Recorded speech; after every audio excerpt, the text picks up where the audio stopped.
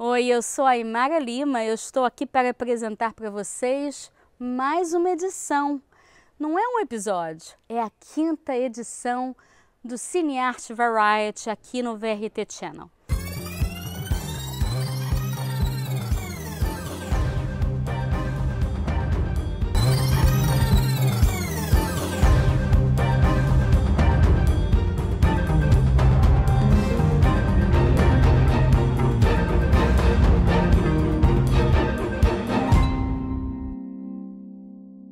A gente começa esse episódio falando da Bienal de Arquitetura de Veneza, que é uma das mais importantes no mundo. A 19ª Bienal de Arquitetura de Veneza, uma das exposições de arquitetura mais renomadas do mundo, inaugurou neste sábado, 10 de maio, aqui em Veneza. Inteligente, natural, artificial, coletivo. Esse é o título da nova mostra de arquitetura curada pelo arquiteto e engenheiro italiano Carlo Ratti. Ele diz que a arquitetura sempre foi uma resposta à hostilidade climática. Desde as cabanas primitivas, o design humano tem sido impulsionado pela necessidade de nos abrigarmos para sobreviver.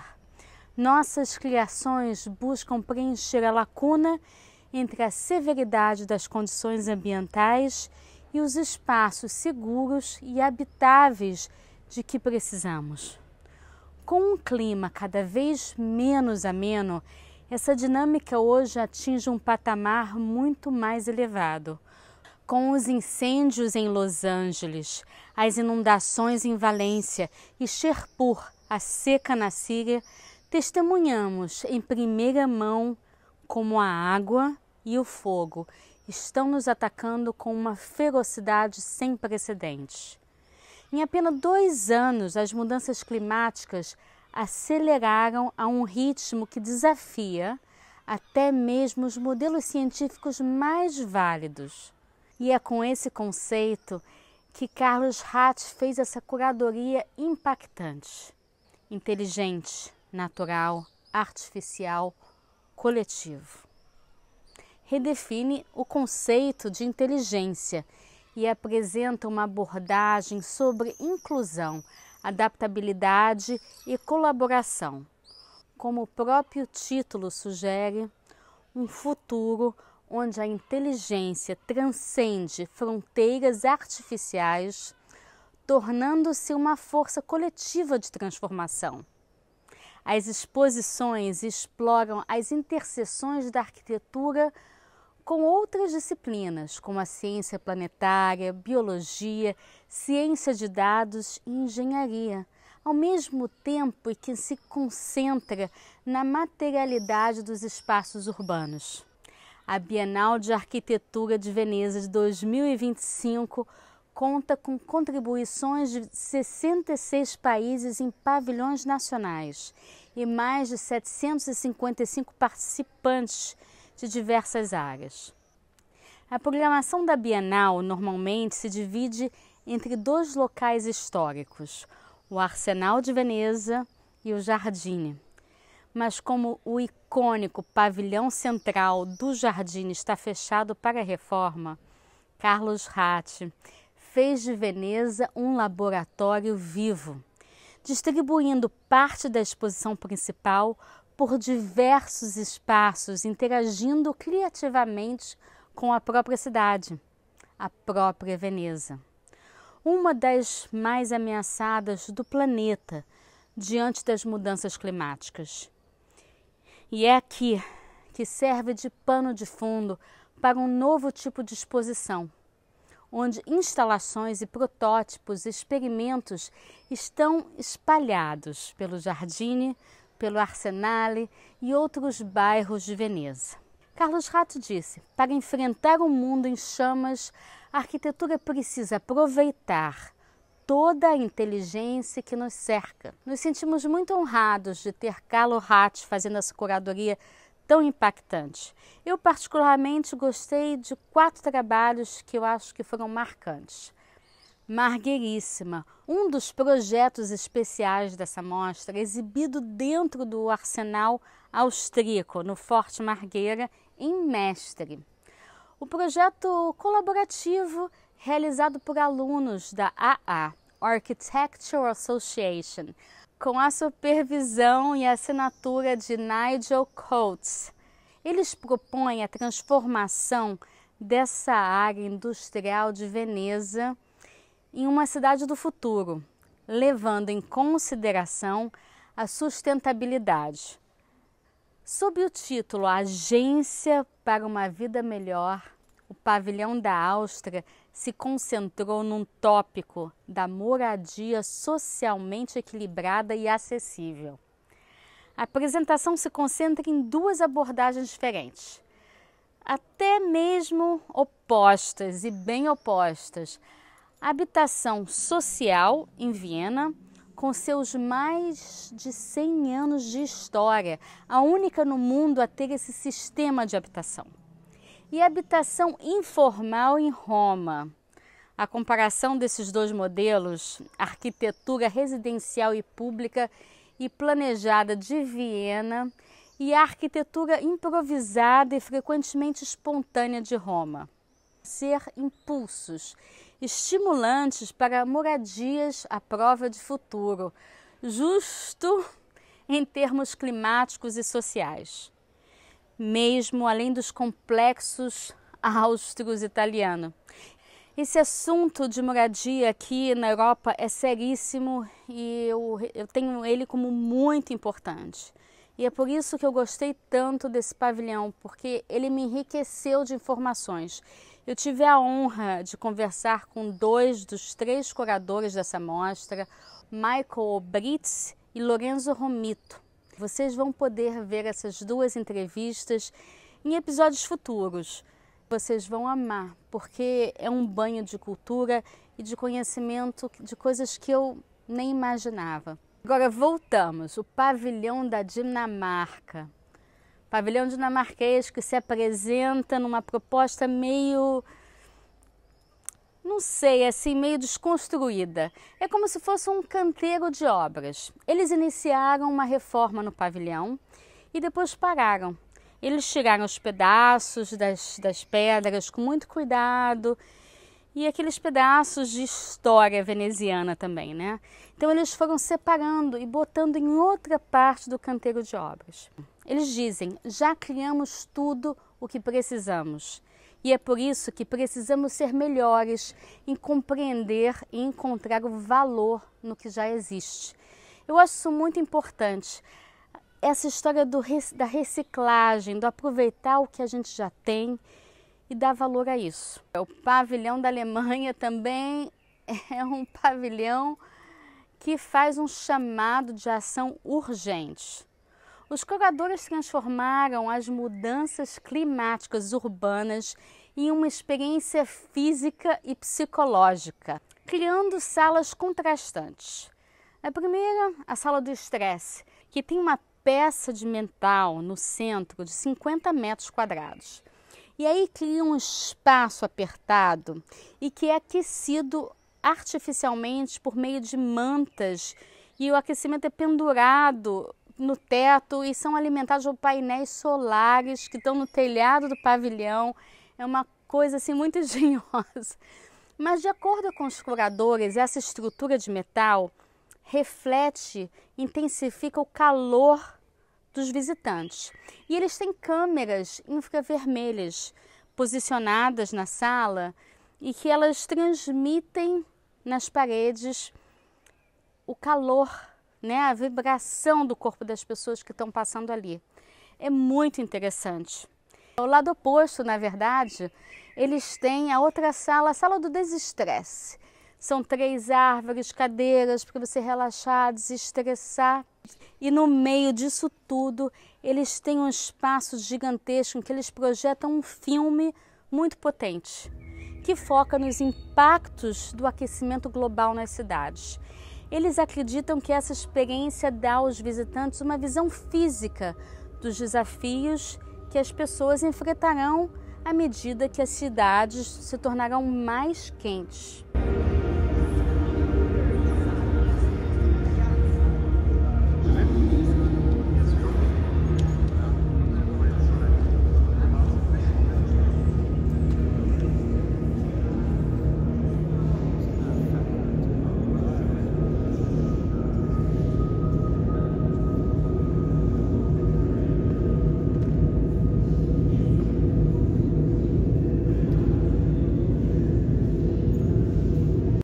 Os curadores alertam que atualmente a população urbana já está exposta a maiores riscos de desidratação e doenças cardiovasculares.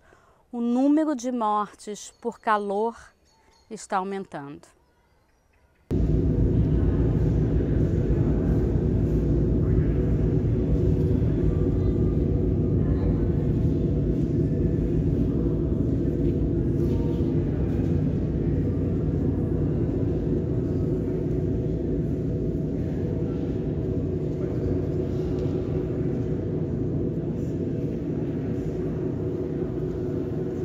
Eu estive na inauguração do Pavilhão do Brasil, estava lotado e a gente teve lá presenças muito importantes, como o embaixador brasileiro na Itália, Renato Mosca, a vice-presidente da Bienal de São Paulo, Maggie Etin, a secretária de Espaço e Equipamentos Culturais, Cecília Gomes de Sá, que nos agraciou com um belíssimo discurso.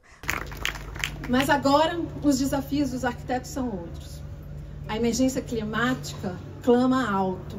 Os efeitos das alterações do clima são sentidos nas grandes inundações de bairros, nos deslizamentos de morros, em incêndios devastadores de florestas, em nevascas, ondas de calor mortíferas e no desaparecimento de cidades inteiras. Em junho passado, o sul da Alemanha e o sul do Brasil ficaram ao mesmo tempo embaixo da água. Nem ricos, nem muito menos pobres foram poupados. E qual o papel da arquitetura diante disso? Isso me lembrou de um evento que nós fizemos, do encontro do G20 o ano passado, e o Ministério da Cultura organizou uma discussão sobre a interface entre cultura e mudança climática. E naquela abertura, a ministra Marina Silva chamou a atenção sobre o nosso desafio de artistas, de arquitetos, do que fazer, de fazer com que a arte siga criativa, produtiva e viva para o enfrentamento da crise climática. Do contrário, não vai haver sequer mais cultura, sequer riqueza ou sequer existência, seja material ou simbólica. Mas o Brasil de hoje também é outro. E não é pelo medo que a gente tem que conquistar essa mudança, mas pela esperança. E a esperança é o que o arquiteto traz. Eu estava lendo durante a viagem um livro do filósofo Byung-Chul Han, que fala que é o espírito da esperança contra a sociedade do medo. E ele fala que a etimologia de esperança é olhar para frente, né? Se debruçar para frente para olhar o futuro. E, curiosamente, é o mesmo do que projetar, né? Porque projetar é lançar para o futuro, projetar algo para frente. Então, o papel do arquiteto é esse, é o da esperança, de trazer o novo, de trazer o positivo, né? Um otimismo para o nosso mundo. A arquiteta Luciana Saboia e os arquitetos Éder Alencar e Matheus Seco, do grupo Plano Coletivo, são os curadores da exposição Reinvenção. O projeto foi inspirado nas recentes descobertas arqueológicas de infraestruturas ancestrais no território amazônico e pretende promover uma reflexão crítica sobre as contradições e os desafios socioambientais da atualidade. A gente falar da tipografia, essa ideia da gente olhar para os nossos pés, é como se a gente pudesse olhar e redescobrir a nossa história. As descobertas recentes amazônicas, que são de arqueologia amazônica, mostram que a floresta é ocupada muito mais tempo do que se pensava e que a civilização amazônica de 10 mil anos, 12 mil anos, se desenvolveu não pela escassez de recursos, mas sim pela abundância de recursos. Então, a forma que essa floresta foi ocupada, ela por si formou a floresta. Então, os arqueólogos que trabalharam com a gente têm umas frases muito bonitas, e uma delas é de que a floresta é a nossa pirâmide. A gente não tem pedra para construir na Amazônia, na floresta, mas a gente tem madeira, tem outros materiais que são, inclusive, biodegradáveis, e a ocupação humana muda a forma da floresta, o manejo da floresta de uma forma equilibrada, e isso fez com que a floresta aparecesse. Então, para a gente, essa ideia é muito bonita de simbiose. Eu acho que permeia toda a exposição, e é por isso que na primeira sala os painéis são todos conectados ao piso, é como se a gente pudesse voltar às raízes e olhar para isso e aprender com isso, para a gente poder olhar para o futuro de uma forma um pouco, com uma sensibilidade talvez um pouco modificada por isso. E uma outra coisa que foi muito interessante de trabalhar com uma equipe tão diversa e de áreas tão aparentemente distintas, foi uma outra frase que um deles comentou, que eu não lembro agora se foi o Eduardo Neves, que é um arqueólogo, que é que a arqueologia se parece muito com a astronomia, né? Porque eles analisam registros ali que não são tão claros, se baseiam em hipóteses e outras formas de aprendizado, assim como os astrônomos olham as estrelas, e as estrelas, na verdade, a luz que chega aqui, ela já aconteceu. Ela é um registro, quase que ele comentou, quase arqueológico do que aconteceu no futuro. E a gente viu muita beleza nisso, e olhando a arquitetura como uma forma de conectar passado e futuro. Eu acho que existe aí uma interseção entre as áreas de conhecimento, e a arquitetura é uma ferramenta muito poderosa para a gente mediar essas coisas, né? O que a gente aprende no passado, o que a gente pode aprender no futuro, como o Luciano comentou e as outras falas anteriores, nossa cidade tem o conhecimento embutido nelas, muito rico, e é o que a gente tentou mostrar na segunda sala. Então a segunda sala se baseia nessa ideia de equilíbrio, de tentar encontrar um equilíbrio em algumas estratégias que a gente identificou e representar isso na própria estrutura, né? A estrutura é uma estrutura dinâmica, como alguns de vocês puderam ver, é um equilíbrio que ele acontece, ele se adapta, ele se acomoda, e é um pouco dessa sensibilidade dos povos originários que a gente aprende, né, até hoje, que são as partes das florestas mais preservadas hoje, são onde a gente tem as reservas indígenas, e isso é um aprendizado que a gente ainda tem, não é uma coisa que já aconteceu, a gente ainda acontece, a gente pode aprender com isso e olhar para a cidade contemporânea com todas as suas complexidades e tentar entender o balanço necessário para a gente conseguir o equilíbrio necessário para a gente conseguir enfrentar os desafios presentes, que, como a Luciana comentou, não é algo que vai acontecer, é algo que acontece, já está acontecendo, e como a gente pode aplicar isso para o futuro. Então a ideia é uma chamada, na verdade, para que nós, arquitetos, possamos interferir novamente nos projetos de infraestrutura da cidade, possamos nos envolver de diversas formas.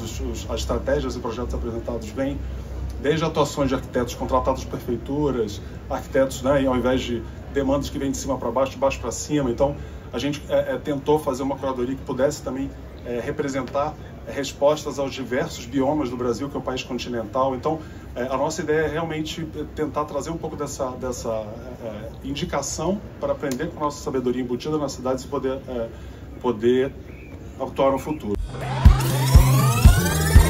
Olha, eu acho que essa 19ª Bienal de Arquitetura de Veneza está muito impactante, com vários espaços maravilhosos. Eu não consigo nem listar aqui a quantidade de projetos e salas e palácios que estão à disposição do público. Essa mostra vai até 23 de novembro, eu super recomendo. Gostaram? Nós também. Então vocês já sabem, próxima quinta-feira, 10 da noite, sexta-feira, 10 da manhã, Cinearte Variety, aqui comigo, a Aymara Lima, no VRT Channel. Vamos falar de Cannes, Vila Brasil. Aguardo vocês. Tchau!